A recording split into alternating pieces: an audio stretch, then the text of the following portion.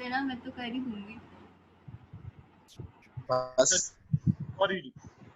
अच्छा, Evergreen Carpets books show the following data in early 2013. 2010 was understated by 6,000. Ending inventory was understated by 6,000,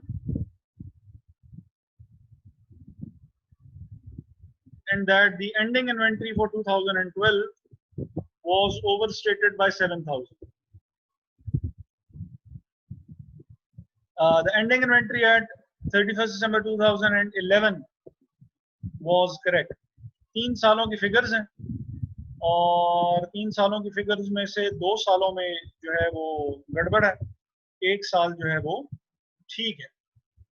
Jin 2 years की figure में गड़बड़ है वो एक तो ये 2010 है जिसकी फिगर में गड़बड़ है, और एक ये 2012 है जहाँ पे हमें करेक्शन करने की ज़रूरत पड़ेगी। 2011 बहरहाल ठीक है, इसमें कोई इशू नहीं है। अब ये चीज़ समझने से पहले ज़रा ये देखना पड़ेगा कि अगर ओपनिंग या क्लोजिंग इन्वेंट्रीज में कोई मिस्टेक हो जाए, बेशक वो जानबूझ के हो या बेशक वो यानी ऑनेस्ट मिस्टेक ऑफ फैक्ट हो, तो फिर क्या होगा? मिसस्टेटमेंट हो जाए या फ्रॉड हो जाए। ऑडिट पढ़ लें।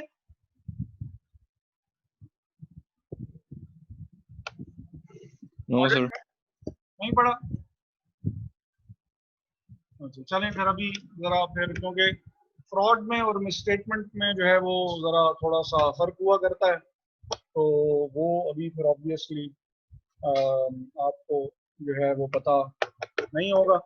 तो फ्रॉड हो या मिसस्टेटमेंट हो जाए तो इन एनी केस सिचुएशन क्या बनेगी?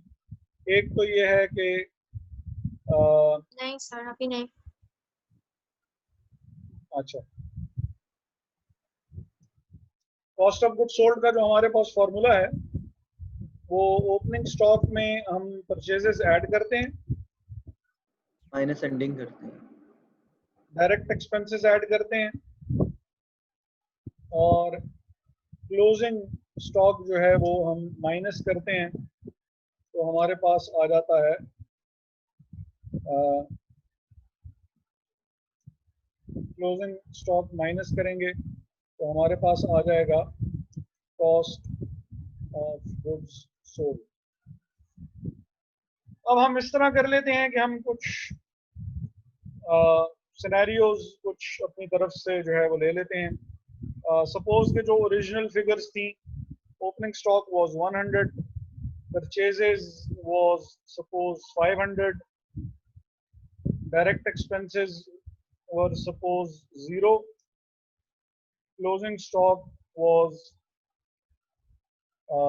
सपोज 50, तो ये 50 डिडक्ट होना है 600 में से, तो आंसर आपका कॉस्ट ऑफ गुड सोल्ड जो है 600 जाएगा, तो 550। ये ओरिजिनल फिगर्स हैं जो कि होनी चाहिए थी। अगर कोई और गड़बड़ ना हो तो काम ये होना चाहिए था, 550 आनी चाहिए थी। Suppose situation number 1, opening stock वही है, परचेजेस वही हैं, डायरेक्ट एक्सपेंसेस भी चेंज नहीं हुए, लेकिन जो क्लोजिंग स्टॉक है, क्लोजिंग स्टॉक की फिगर इन्फ्लेट हो गई। मींस 50 लिखना था, सपोज बाय मिस्टेक ये 100 हो गया, ओवर स्टेटमेंट हो गई। ओवर स्टेटमेंट के केस में अब कॉस्ट ऑफ गुड सोल्ड होनी 550 चाहिए थी, लेकिन एक्चुअली ये 500 आएगी। तो कॉस्ट ऑफ गुड्स सोल्ड और क्लोजिंग स्टॉक का इनवर्सली प्रोपोर्शनल रिलेशनशिप हुआ करता है। अगर कॉस्ट ऑफ गुड्स सोल्ड बढ़ जाएगा 50 होना चाहिए था, 100 कर देंगे। अगर ये बढ़ेगा तो कॉस्ट ऑफ गुड सोल्ड कम हो जाएगी। ऑब्वियसली जब अमाउंट माइनस करने वाली बढ़ाएंगे तो जो रिजल्टिंग अमाउंट होगी, जो रिमेनिंग अमाउंट होगी, वो अमाउंट ड्रॉप हो जाएगी। अब मैं ये भी सपोज कर रहा हूं साथ में मजीद समझाने के लिए कि सेल्स हमारी जो थी वो इन एवरी केस सपोज के वो 1000 ही है। बेशक अभी हम जितने भी आगे मर्जी केसेस सपोज करने वाले हैं, तो प्रॉफिट, इसका मतलब है कि हमारे पास होना चाहिए था, प्रॉफिट हमारे पास होना चाहिए था 1000 में से जब 550 माइनस 450 होना चाहिए था, लेकिन अब प्रॉफिट जो है वो 500 हो गया। तो जितनी वैल्यू क्लोजिंग स्टॉक की बढ़ेगी उतनी ही वैल्यू से प्रॉफिट भी बढ़ जाया करता है, एंड वाइस वर्सा। अगर क्लोजिंग स्टॉक की वैल्यू कम होगी तो जैसे प्रॉफिट बढ़ा है, बिल्कुल इसी रूल के तहत वो ड्रॉप भी हो जाएगा। कैलकुलेशन अभी हम थोड़ी देर में हम मजीद भी करके देख लेंगे जब हम सवाल कर रहे हैं। अभी मैं सिर्फ आपको बेसिक प्रेमाइज बता रहा हूं कि ये जो इस किस्म के क्वेश्चंस होते हैं जहां पे इन्वेंट्री में एरर हुआ होता है, तो इन्वेंट्री एरर की वजह से प्रॉफिट पे क्या फर्क पड़ सकता है।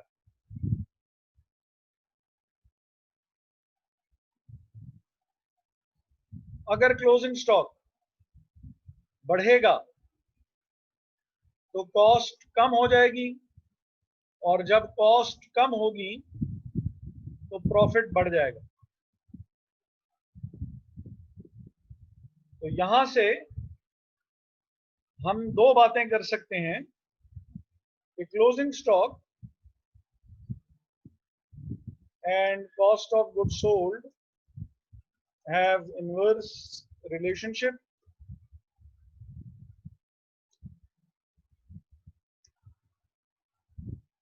and closing stock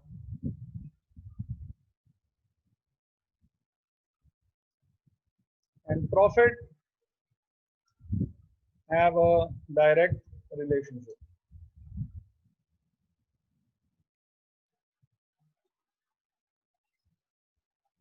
ये तो हो गया क्लोजिंग स्टॉक।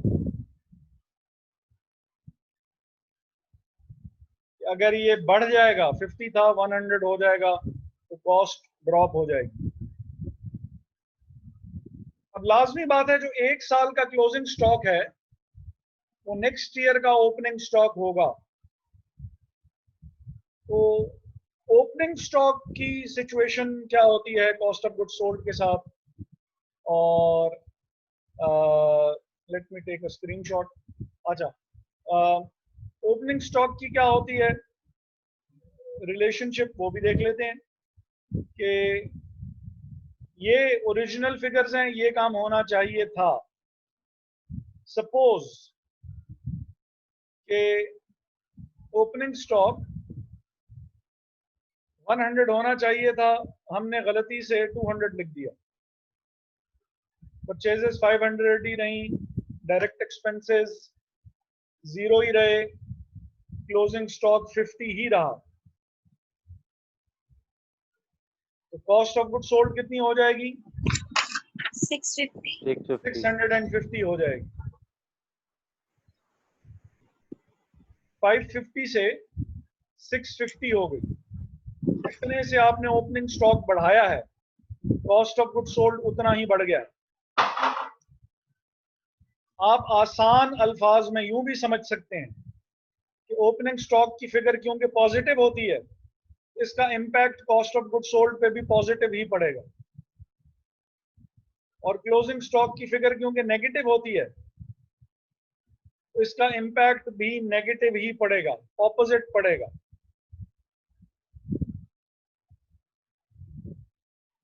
ओपनिंग स्टॉक हमने बढ़ाया 100 से, कॉस्ट ऑफ गुड सोल्ड हमारी 100 से बढ़ गई, और अगर कॉस्ट ऑफ गुड सोल्ड हमारी 100 से बढ़ गई है कि ये 650 हो गई है, तो 1000 में से 650 माइनस करेंगे तो आंसर वुड बी 350। तो प्रॉफिट रिड्यूस हो जाएगा, कॉस्ट बढ़ेगी, प्रॉफिट रिड्यूस हो जाएगा। ये क्रक्स है, इसकी भी मैं स्क्रीनशॉट ले लूं इससे पहले के। अच्छा, ये क्रक्स है इन तमाम क्वेश्चंस का जहां पे इन्वेंट्री की वैल्यूएशन में एरर्स हो रहे हों। इसी चीज को ज़हन में रखते हुए हमने प्रॉफिट कैलकुलेट करना होगा, रीइंस्टेट करना होगा, चेंज करना होगा। इसी चीज को ज़हन में रखते हुए हमने कॉस्ट ऑफ गुड्स सोल्ड की एडजस्टमेंट करनी होगी।